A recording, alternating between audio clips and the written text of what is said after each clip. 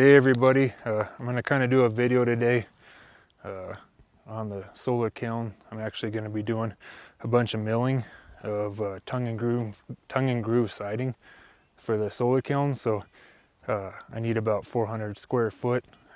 Kind of show you guys the back end of the project, what it looks like to mill the wood for the kiln. So I've done milling videos in the past. This is going to be mostly just an eye candy video. You kind of see the process and the work that goes into it. So I'll kind of resume there with about 4 or 5 hour jam session on the sawmill, doing, like I said, about 400 square foot, a 1 inch by 8 by 12 foot tongue and groove. So that's where we'll pick up next.